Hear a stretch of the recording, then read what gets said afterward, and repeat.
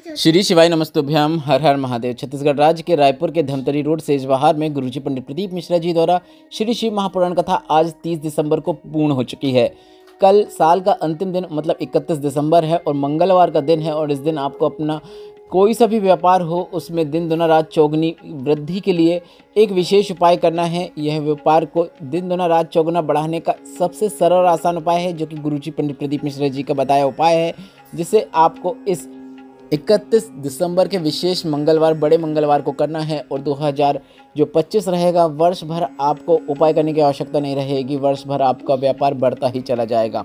आपको बता दें, आज 30 दिसंबर 7वें और अंतिम दिन की रायपुर की श्री शिव महापुराण कथा में गुरुजी पंडित प्रदीप मिश्रा जी ने कुल 18 उपाय पत्र और उपयोगी जानकारी दी है।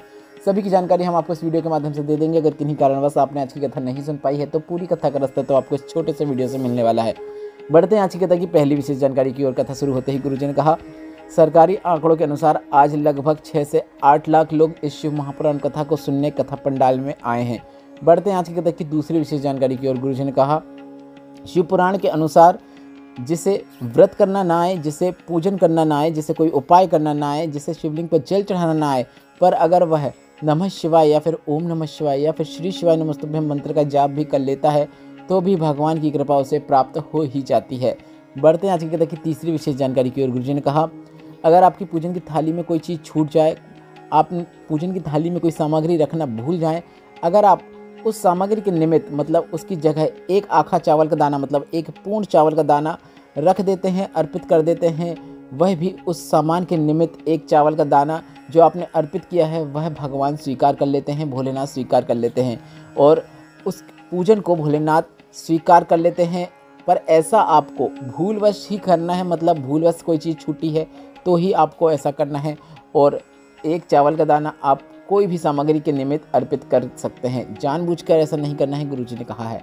बढ़ते हैं आज की कथा की चौथी विशेष जानकारी की ओर। गुरुजी ने कहा कि भगवती जी पत्र लेकर आई, जिसमें लिखा, मेरा बेटा 7 साल से नौकरी का प्रयास कर रहा था पर वह इंटरव्यू या फिर कभी एग्ज़ाम में फेल हो जाता था और वह निराश हो गया था। मैंने कहा कि निराश मत हो, 4 गुना अधिक मेहनत करो, साथ ही साथ भोलेनाथ के शिवलिंग पर जल चढ़ाना शुरू करो। साथ ही साथ मैंने 5 कथा पंडाल में बैठकर सुनी। सावन शिवरात्रि की जो आपने पूजन कराया था वह भी मैंने किया। सीहोर कोबरेश्वर धाम गए और बेटे की सरकारी नौकरी की कामना करके आ गए। बेटे की सरकारी नौकरी लग गई है, उसी का आभार व्यक्त करने हम कथा पंडाल में आए हैं। बढ़ते हैं आज की कथा की पांचवी विशेष जानकारी की ओर। देवकी जी पत्र लेकर आए, जिसमें उन्होंने लिखा, मेरे बेटे ने नौकरी के लिए एक एग्ज़ाम दिया था पर उसका रिजल्ट नहीं आया था। इंतजार करते करते कई वर्ष निकल गए थे पर उसका कहीं पर भी चयन नहीं हो रहा था। बेटे को लेकर हम सीहोर कोबरेश्वर धाम गए, वहाँ पर कंकर रूपी शंकर का पूजन करके आ गए।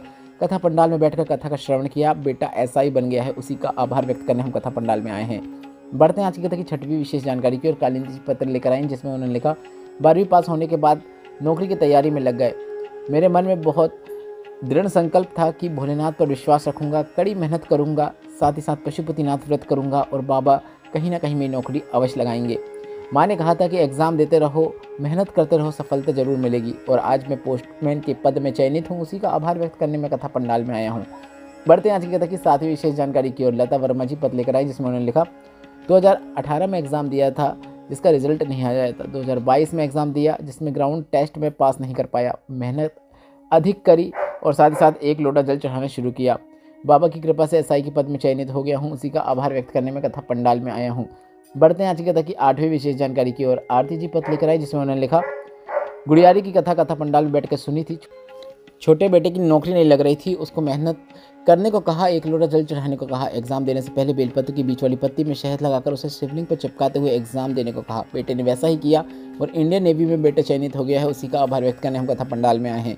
बढ़ते हैं आज की कथा की 9वीं विशेष जानकारी की ओर। तरुण जी पत्र लेकर आए, जिसमें लिखा, बेटी कई साल से एग्ज़ाम दे रही थी, चयन नहीं हो पा रहा था। मैंने बेटी को सीहोर कोबरेश्वर धाम की कथा पंडाल में बैठाकर सुनाई, साथ ही साथ कंकर शंकर का पूजन करवाया और बेटी की जॉब लग गई है, उसी का आभार व्यक्त करने हम कथा पंडाल में आए हैं। बढ़ते हैं आज की कथा की 10वीं विशेष जानकारी की ओर। गुरुजी ने कहा, जिसको पूजन भजन या कुछ भी ना आए वे शिव के शरण में आए। अगर तुम्हारे पूजन में अगर कोई कमी भी रह जाती है तो तुम्हें दुखी नहीं होना है, क्योंकि शंकर भगवान ने वर दिया है। अगर आपकी पूजन की थाली में कुछ कमी रह जाती है तो शंकर ने आपकी पूजन स्वीकार कर ली है, ऐसा आपको समझना चाहिए। बढ़ते हैं आज की कथा की 11वीं विशेष जानकारी की ओर। गुरुजी ने कहा, भोलेनाथ के शिवलिंग को ज्योतिर्लिंग कहा गया है। अगर आप नवरात्र की पूजन कर रहे हैं या फिर देवी जी का कोई पूजन पाठ कर रहे हैं, भजन कर रहे हैं या फिर कोई भी व्रत कर रहे हैं जिसमें अगर आप भोलेनाथ के मंदिर नहीं जा पा रहे हैं तो आपको निराश बिल्कुल भी नहीं हो रहा है। नवरात्र के पूजन में या देवी जागरण में या देवी पूजन में या फिर देवी जी के किसी व्रत में आप जो दीपक प्रज्वलित करते हैं, दीपक की जो ज्योत रहती है, जो ज्योति होती है, वह भी शंकर का स्वरूप है। आप उसके दर्शन कर लेते हैं तो आपको शंकर भगवान के शिवलिंग के दर्शन का लाभ प्राप्त हो जाता है। बढ़ते हैं आज की कथा की 12वीं विशेष जानकारी की ओर। आरती जी पत्र लिख रहा है जिसमें लिखा, ए गुरुजी श्री शिवाय नमस्तुभ्यम। 3 पशुपतिनाथ व्रत किए, कुबेरेश्वर धाम भी पहुंच गई। 41 वर्ष की उम्र में सिर्फ 12वीं पास थी। कोई कहता था कि तुम्हारी नौकरी कभी भी नहीं लग सकती, सरकारी नौकरी का कोई संभावना नहीं है, पर मैंने दृढ़ संकल्प किया और मेहनत करना शुरू किया। साथ ही साथ मैंने भोलेनाथ पर विश्वास रखा और सरकारी औषधालय में पीटीएस के पद में चयनित हो गई हूँ। उसी का आभार व्यक्त करने में कथा पंडाल में आई हूँ। बढ़ते हैं आज की कथा की 13वीं विशेष जानकारी की ओर। गुरुजी ने कहा, तुम्हारे अंदर कितना ही गुस्सा हो, तुम्हारे सर में कितनी ही टेंशन हो, पर जब आप अपने घर में आओ तो ठंडक लेते हुए, मतलब मुस्कुराते हुए अपने घर पर आना चाहिए। क्योंकि आजकल देखने को मिलता है कि लोग बाहर के लोगों से बहुत मीठा बात करते हैं, बहुत अच्छे से बात करते हैं और घर के लोगों पर गुस्सा करते हैं। बढ़ते हैं आज की कथा की 14वीं विशेष जानकारी की ओर। गुरुजी ने कहा, जो अपने बच्चों को बाल्यावस्था में दूर कर देते हैं, घर के वे बुजुर्ग वृद्धावस्था में वृद्धा आश्रम में गुजारते हैं। पिता अपने बच्चों के पास तभी आता है जब बच्चों को धौंस दिखाना हो, बच्चों को डांट लगाना हो, बच्चों को मार लगाना हो, बल्कि ऐसा नहीं करना चाहिए। बच्चे ने गलती किया है तो बच्चे को प्रेम से समझाना चाहिए। उसे मार के डांट के समझाओगे तो कल को बच्चा कभी गलती भी करेगा तो तुमसे वह कोई भी बात बताने से डरेगा और अकेले में वह स्वयं कोई सा भी फैसला ले लेगा।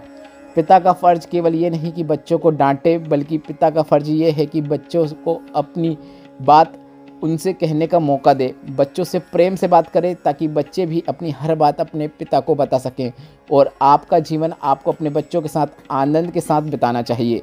बढ़ते हैं आज की कथा की 15वीं विशेष जानकारी की ओर। गुरुजी ने कहा, दूध की मलाई चेहरे में लगाई जाती है तो चेहरा नहीं फटता है और मुंह में अगर स्माइल लगाई जाती है तो रिश्ते नहीं फटते हैं, रिश्ते नहीं टूटते हैं। पर आज के समय में माताएं, स्त्रियां ऐसी बात करती हैं, ऐसा प्रश्न कर देती हैं जिससे रिश्ते टूट जाते हैं, घर टूट जाते हैं। बढ़ते हैं आज की कथा की 16वीं विशेष जानकारी की ओर। गुरुजी ने कहा, काशी की शिव महापुराण कथा में उत्तर प्रदेश के मुख्यमंत्री जी योगी जी ने कहा था कि काशी की इस धर्म में अगर कोई भूलवश भी आ जाता है तो वह शंकर का पुत्र कहलाता है।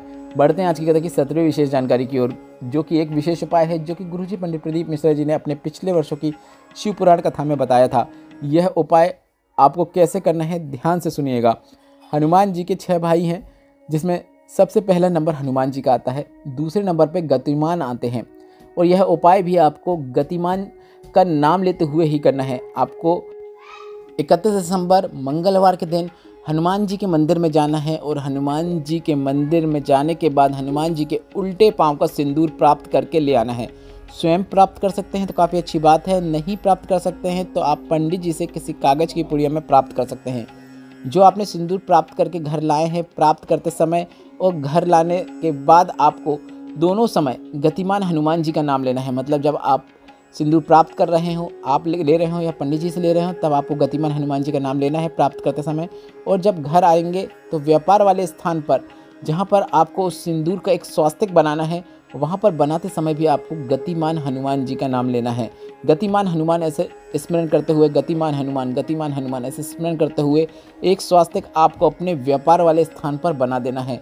व्यापार कितना ही घाटे में क्यों ना चल रहा हो, कितना ही नीचे क्यों ना आ रहा हो, वह दिन दुना रात चौगुना आगे ही बढ़ता चला जाएगा, पीछे मुड़कर नहीं देखना पड़ेगा। यह उपाय अगर आप एक बार भी कर देते हैं तो वर्ष भर उसका लाभ आपको देखने को मिलता है।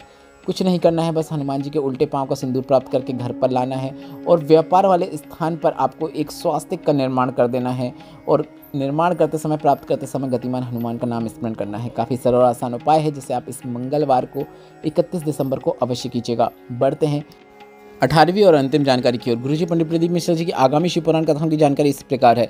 4 जनवरी से 10 जनवरी 2025 तक छुरिया हालेकोसा राजनांदगांव छत्तीसगढ़ में शिव पुराण कथा होगी। 16 से 22 जनवरी 2025 तक सूरत गुजरात में शिव पुराण कथा होगी। 24 से 30 जनवरी 2025 तक साकरी महाराष्ट्र में शिव पुराण कथा होगी। 1 से 7 फरवरी 2025 तक कांकेर छत्तीसगढ़ में शिव पुराण कथा होगी। 10 से 16 फरवरी 2025 तक प्रयागराज में शिव पुराण कथा होगी। 17 से 23 फरवरी 2025 तक तारा बाबा की कुटिया सिरसा हरियाणा में शिव पुराण कथा होगी। 25 फरवरी से 3 मार्च 2025 तक रुद्राक्ष महोत्सव सीहोर को प्रसाद धाम में होगा। शिव पुराण कथा का भी आयोजन आपको देखने को मिलेगा। वीडियो में बताई गई जानकारी से संबंधित कोई प्रश्न है तो वे प्रश्न आप कमेंट बॉक्स के जरिए पूछ सकते हैं। मेरे द्वारा दी गई जानकारी अगर आपको थोड़ी सी भी उपयोगी लगी हो, आज की कथा से अगर आपको आनंद की प्राप्ति हुई है, तो इस वीडियो को लाइक करके कमेंट बॉक्स में श्री शिवाय नमस्तुभ्यम या फिर हर हर महादेव अवश्य टाइप कीजिएगा। व्हाट्सएप में हमें फॉलो कर सकते हैं, जो कि बिल्कुल फ्री है। व्हाट्सएप चैनल की लिंक मैंने कमेंट बॉक्स में पिन कर दी है, जिसमें टच करके आप हमें व्हाट्सएप में भी फॉलो कर सकते हैं। वहाँ भी हम आपको उपयोगी जानकारी ही देने वाले हैं। श्री शिवाय नमस्तुभ्यम, हर हर महादेव।